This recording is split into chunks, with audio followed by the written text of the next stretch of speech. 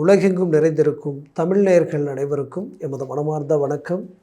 நான் உங்கள் ஜோதிடர் அந்தியூர் சுதாகர், பாரம்பரிய முறை ஜோதிட ஆராய்ச்சியாளர். இன்று நாம் காணக்கூடிய தலைப்பு, மிதுன ராசி அன்பர்களுக்கு சுக்கிரன் குரு, அசுரகுருவும் தேவகுருவும் இணையக்கூடிய காலம். பார்த்திங்கன்னா மே மாதம் 14ஆம் தேதியிலிருந்து ஜூன் 2ஆம் தேதி வரைக்கும், 2ஆம் தேதி பெயர்ச்சி ஆகக்கூடிய குரு பெயர்ச்சி உங்களுக்கு கடகத்துக்கு வந்துடுவாங்க, உச்ச குருவாக மாறிடுவார். அப்போது மிதுன ராசி என்பவர்களுக்கு உச்ச குரு, அந்த குரு பெயர்ச்சிக்காக தான் நீங்கள் வெயிட் பண்ணிகிட்டு இருக்கிறீங்க. இது உங்கள் வாழ்க்கையில் கிடைக்கிற ஒரு அற்புதமான ஒரு காலகட்டம். ஆனால் அந்த குரு பெயர்ச்சி ஜூன் 2ஆம் தேதி வருது. பட் அதற்கு நடுவில் இந்த 18 நாள் உங்கள் வாழ்க்கையில் மிக எச்சரிக்கைக்குரிய ஒரு நாளாக தான் இருக்கும். ஏன்னா இந்த ஜென்மகுரு வந்ததிலிருந்தே நீங்கள் நிறைய கஷ்டங்களை சந்திச்சாச்சு. இந்த விரய குருவிலிருந்து தேவையில்லா விரயங்களும் தேவையில்லா மருத்துவ பாதிப்புகளும் ப்ளஸ் போட்ட இன்வெஸ்ட்மெண்ட் எடுக்க முடியாமல் கடன் சுமைகளை சுமக்கக்கூடிய அளவுக்கு மிதுன ராசி என்பவர்கள் பல பேர் பாதிக்கப்பட்டிருக்கிறீங்க. அந்த பாதிப்புகள் எல்லாத்தையும் சந்தித்து இன்றைக்கி வைராகியத்தோடு இருக்கிறீங்க. பெரிய லெவலில் நம்ம சாதிக்கணும், ஒரு நல்ல ரிசல்ட்டை சந்திக்கணுன்ற ஒரு எண்ணம் உங்களுக்குள்ளே இருக்குது. பட் உங்களுடைய ராசிக்கு 2ஆம் அதிபதி சந்திரன்றதுனால உங்களை பொறுத்தவரையிலையும் குடும்பத்திற்காக எந்த லெவலுக்கு ரிஸ்க் எடுக்கக்கூடிய மனசு உங்களுக்கு இயற்கையாகவே உண்டு. அதுலேயும் கொடுத்த வாக்கை காப்பாற்றுன்றதில் ரொம்ப ஸ்ட்ராங்காக இருப்பீங்க. அப்பேற்பட்ட உங்களுக்கு அது என்னவோ கடந்த காலகட்டங்கள் உங்களுக்கு நிறைய கொடுத்த வாக்கை காப்பாற்ற முடியாத ஒரு சூழ்நிலை, உங்களுக்கு எதில் நின்று பேச தகுதி இல்லாதவங்க உங்களை விமர்சனம் பண்ணக்கூடிய நிலைமை, சொந்தம் பந்தம் உற்றார் உறவினர், இந்த விதத்தில் நிறைய மன உளைச்சலை சந்திச்சிட்டீங்க. ஏன்னா அவங்களுக்கெல்லாம் நீங்கள் பார்த்து சில விஷயங்கள் கஷ்டத்தில் இருக்கும்போது கூட செஞ்சீங்க. ஆனால் நீங்கள் கஷ்டப்படும் போது உங்களை அம்போன்னு அப்படியே கைவிட்டுட்டு போகக்கூடிய நிலைமையை பார்க்கும்போது நமக்கு உதவி செய்யலையேன்ற வருத்தத்தை விட, இத்தனை நாளாக இவங்களையே நம்ம நம்பிட்டு இருந்தோம், இவங்களுக்காகவா நம்ம எல்லாத்தையும் நம்ம பண்ணிகிட்டு இருந்தோம் நினச்சி வேதனைப்பட்டது தான் உங்களுக்கு அதிகம். அப்பேற்பட்ட மிதுன ராசி அன்பர்கள் பெரிய லெவலில் உச்சக்கட்ட வளர்ச்சியை நோக்கி நீங்கள் அடியெடுத்து வைக்கிறதுக்கு முன்னாடி வரக்கூடிய இந்த 18 நாட்கள் ரொம்ப எச்சரிக்கைக்குரிய நாட்கள். அப்படின்றதுக்காக தான் இந்த காணொலி நான் உங்களுக்கு போட்டிருக்கேன். அந்த விஷயத்தில் நீங்கள் எதில் கவனமாக இருக்கணும், எந்தெந்த விஷயத்தை நீங்கள் பயன்படுத்தணுன்றதை நான் சொல்கிறேன். ஏன்னா இதை இவ்வளோ ஸ்ட்ராங்காக சொல்கிறேன்னா, மிதுன ராசியை பொறுத்தவரையிலும் ஒருத்தர் மேலே அபிப்பிராயத்தை வச்சுட்டிங்கன்னா அவங்களுக்காக நம்பி எதையும் இறங்கி செய்வீங்க, முழுமையாக நம்புவீங்க, நம்பிக்கையோடு இருப்பீங்க. அப்பேற்பட்டவங்க நீங்கள். அப்பேற்பட்ட யதார்த்தமான குணம், கடந்த ஒரு சில விஷயங்கள் உங்கள் வாழ்க்கையில் நீங்கள் நம்பினவங்க உங்களை விட்டு, நீங்கள் விரும்பியவங்கள உங்களை விட்டு விலகி போயிட்டாங்கன்னு சொல்லலாம். நீங்கள் யார் மேலே அபிப்பிராயம் வச்சு இத்தனை வருஷம் வாழ்ந்தீங்கன்னா அவங்கள ஒரே நிமிஷத்தில் உங்களை அவமானப்படுத்திட்டு போயிட்டாங்கன்னே சொல்லலாம். அப்படி நிறைய மிதுன ராசி அன்பர்கள் பாதிக்கப்பட்டிருக்கிறீங்க. அப்பேற்பட்ட மிதுன ராசி அன்பர்கள் இப்போது இந்த குரு ப்ளஸ் சுக்கிரன் இணையிற இடமே உங்களுடைய ராசி தான்.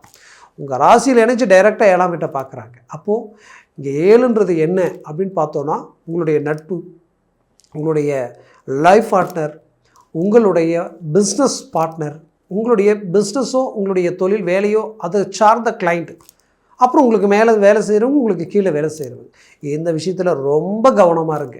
ஏன்னா சொல்கிறேன்னா, நீங்கள் ஒரு இடத்துல வேலை செஞ்சுட்டு இருக்கிறீங்கன்னா நீங்கள் யதார்த்தமாக பேசுவீங்க. அவங்க உங்கள்கிட்ட மற்றவங்க பற்றி பல குறைகள் சொல்லுவாங்க. பட் அவங்க சொன்ன குறைகள் பல சொல்லுவாங்க. ஒரு 10 விஷயங்கள் கூட உங்கள்கிட்ட குறைய சொல்லுவாங்க, உங்களை பற்றி நெகட்டிவாக பேசியிருப்பாங்க. பட் நீங்கள் 1-2 தான் நெகட்டிவ், அதுக்கு பதில் கொடுக்கலான்னு பேசும்போது அந்த வாய் வார்த்தையை உங்களுக்கே திருப்பி விடக்கூடிய அளவுக்கு பாதிப்புகள் நடக்கும். அதை கொண்டு போய் உங்கள் மேலே அபாண்டமாக சுமத்தி அதனால் பாதிக்கப்படக்கூடிய நிலைமை உருவாக்கிடும்.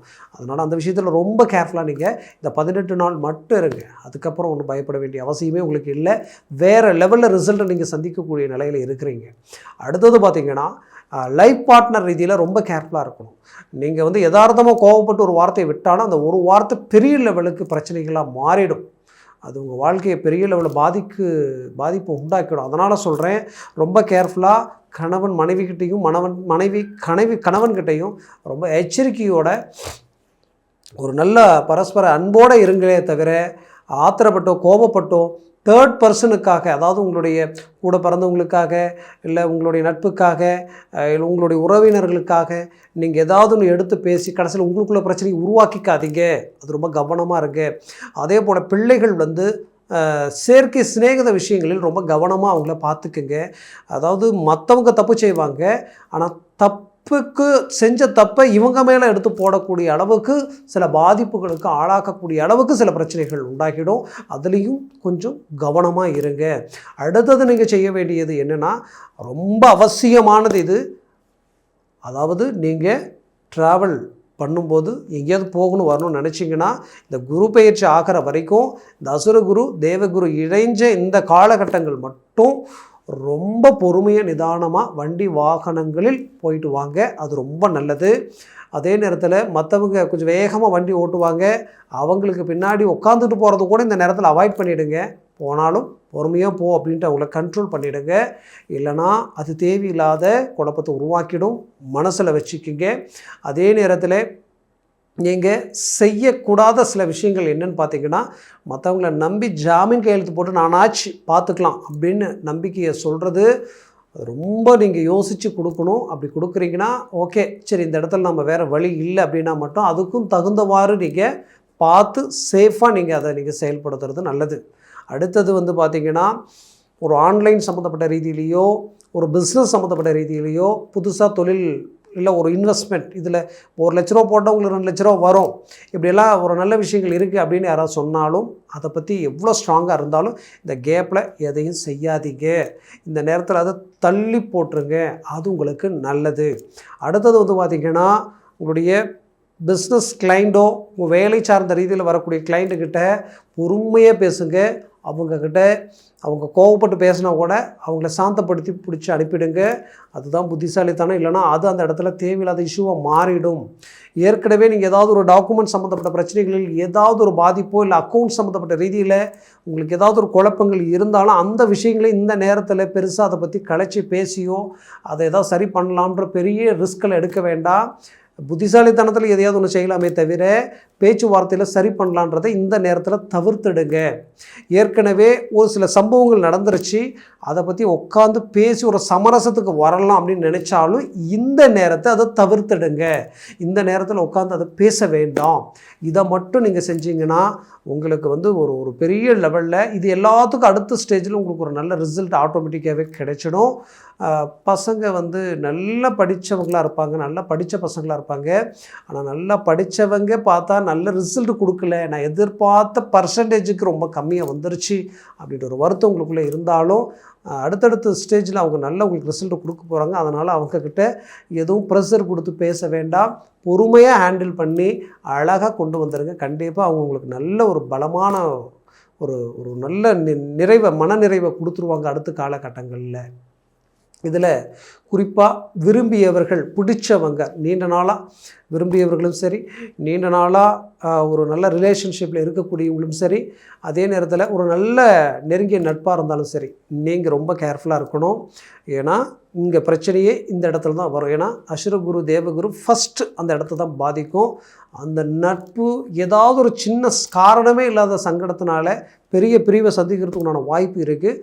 அதனால் நீங்கள் கொஞ்சம் கவனமாக இருந்தீங்கன்னா அந்த நிலைமை அந்த இடத்துல வராது. வந்துருன்றதை நான் ஸ்ட்ராங்காக சொல்லணுன்றது என்னுடைய ஆசை இல்லை, வந்துடக்கூடாதுன்றதுக்காக தான் நான் சொல்கிறேன். அதே நேரத்தில் உங்கள் ஜனன ஜாதகத்தில் திசா புத்தி ப்ளஸ் சர்வாஷ்ட வர்க்க பலன்கள் ஸ்ட்ராங்காக இருந்தால் நீங்கள் பயப்பட வேண்டிய அவசியம் இல்லை. ஏன்னா இவ்வளோ ஸ்ட்ராங்காக சொல்கிறேன்னா அது நீங்கள் ஜனன ஜாதகத்தை பார்த்தா தானே உங்களுக்கு தெரியும். நீங்கள் பார்க்காமலே இருக்கிறீங்க, அதுவும் வீக்காக இருக்குது, இங்கேயும் வீக் ஆகிடுச்சு. அப்போ அந்த பிரச்சனையை சந்திக்கும் போது அது ரொம்ப மன அழுத்தத்தை கொடுத்துரும். ஏன்னா அடுத்தது உங்களுக்கு நல்ல ஒரு அருமையான குரு பயிற்சி காத்துக்கிட்டு இருக்குது. இந்த நேரத்தில் இதில் பாதிக்கப்படாமல் இருந்தீங்கன்னா அதை நீங்கள் பெரிய லெவலில் உங்களுக்கு சாதகமாக்கி ஒரு சக்ஸஸ்ஃபுல்லாக சந்திக்கிறதுக்குண்டான வாய்ப்புகள் இந்த இடத்துல இருக்குது. அதனால் எங்கேயுமே நீங்கள் ட்ராப் ஆகிடக்கூடாதுன்றதுக்காக நான் இதை சொல்கிறேன். அதே நேரத்தில் இது எல்லாத்தையும் தாண்டி இந்த 2 கிரகம் சேர்ந்து நிற்கிறது எந்த இடம்னு பார்த்தீங்கன்னா உங்களுடைய லக்னம், உங்களுடைய ராசி. அப்போ அந்த ராசியிலேயே சிலருக்கு மிதுன லக்னமும் இருக்கும், ஒரே ராசி ஒரே லக்னமாகவும் இருப்பீங்க. இருந்தாலும் அந்த இடத்துல இருக்கும் பொழுது நீங்கள் என்ன செய்யணும்னா ஆரோக்கிய விஷயத்தில் ரொம்ப கவனமாக இருக்கணும். போய் நல்லா செக் பண்ணிக்கணும். ஒரு டாக்டரோட ஒன்ஸ் ஃபுல் செக்கப் கூட பண்ணிக்கோங்க. இந்த நேரத்தில் உணவு முறையை ரொம்ப கேர்ஃபுல்லாக பார்த்துக்குங்க. கண்டிப்பாக சொல்கிறேன், இந்த 18 நாள் தூக்கமின்மை அதிகமாக இருக்க வாய்ப்புகள் இருக்குது. தூக்கம் வரலை, என்னன்னே தெரியல, மனசு குழப்பமாக இருக்குது, பதட்டமாக இருக்குது, ஒரு மனநிறைவு இல்லை, உங்களுக்கு வேண்டியவங்க உங்களை காயப்படுத்துவாங்க, உங்களை சுற்றி இருக்கக்கூடிய உறவினர்களோ பழகின நட்பு ரீதியிலையோ யாராவது ஒருத்தர் உங்களை ஏதாவது ஒருத்தர் டைவர்ட் பண்ணி உங்களை மன அழுத்தத்திற்கு கொண்டு போகக்கூடிய வாய்ப்புகள் இருக்குது. குறிப்பாக உங்கள் விரல் உங்கள் கண்ணை குத்தினா இப்படி இருக்கும், அந்த நிலைமை இந்த இடத்துல உருவாக வாய்ப்பு இருக்குது. கம்பல்சரி இது எதுக்குமே இடம் கொடுக்க வேண்டாம். இது எல்லாம் ஜஸ்ட் நமக்கு ஒரு காணல் மாதிரி தான், இது மாறிடும் அப்படின்ற ஒரு எண்ணத்தோடு நீங்கள் செயல்படுங்க. கண்டிப்பாக நீங்கள் எதுலேயுமே மன உளைச்சலுக்கு ஆளாகியோ தூக்கம் கெடக்கூடிய நிலைமை வந்துருச்சுன்னா கண்டிப்பாக ஆரோக்கியத்தை பாதிச்சிடும். அதனால் தூக்கம் கெடாதீங்க, கொஞ்சம் ஆரோக்கியத்தையும் நல்லா பார்த்துக்குங்க. செய்கிற வேலை ஹார்ட் ஒர்க் பண்ணுங்கள். உங்களுக்கு மேலே வேலை செய்கிறவங்க, உங்களுக்கு கீழே வேலை செய்கிறவங்க எல்லாருக்கிட்டையும் கொஞ்சம் எச்சரிக்கையோடு வந்தால் போதும். உங்களுக்கு எந்த பாதிப்பும் இந்த இடத்துல இருக்காது. அதே நேரத்தில் கொடுத்த பணம் கை சேரக்கூடிய வாய்ப்பு இருக்குது. ஏதாவது திடீர் அதிர்ஷ்டம் உங்களுக்கு கிடைக்கிறதுக்குண்டான வாய்ப்பு இருக்குது. பெரிய லெவலில் இன்வெஸ்ட்மெண்ட் இல்லாமல் சொல்கிறேன். அது சடனாக ஒரு லாட்டரி இந்த மாதிரியான சில விஷயங்கள் உங்களுக்கு சடனாக உங்களுக்கு கை கொடுக்கும். அதனால் திடீர் அதிர்ஷ்டம் திடீர் யோகம் இருக்குது. ஏற்கனவே போட்ட இன்வெஸ்ட்மெண்ட் இந்த நேரத்தில் சடனாக உங்களுக்கு விலை ஏறி அது உங்களுக்கு பெரிய லெவலில் ஒரு லாபத்தை கொடுக்கறதுக்கு உண்டான வாய்ப்பு இருக்குது. அதனால் இந்த மாதிரியான ஒரு நல்ல விஷயங்கள் உங்களுக்கு 100% கை கொடுக்கும். நான் சொன்ன பலன்கள் கோச்சார ரீதியில் உங்கள் ஜனன ஜாதகம் ரொம்ப முக்கியம். தேவைன்னா இந்த வாட்ஸ்அப் நம்பருக்கு அனுப்பி தெளிவாக விவரமாக முன்பதிவு செய்து பார்த்து தெரிஞ்சுக்குங்க. அதை சார்ந்த அந்த முடிவு எடுங்க. அது இன்னுமே உங்களுக்கு சக்ஸஸ்ஃபுல் கொடுக்கும். மேலும் உங்களது வாழ்க்கை வளமாக அமைந்திட எமது மனமார்ந்த வாழ்த்துக்கள். நன்றி, வணக்கம். மீண்டும் சந்திக்கலாம்.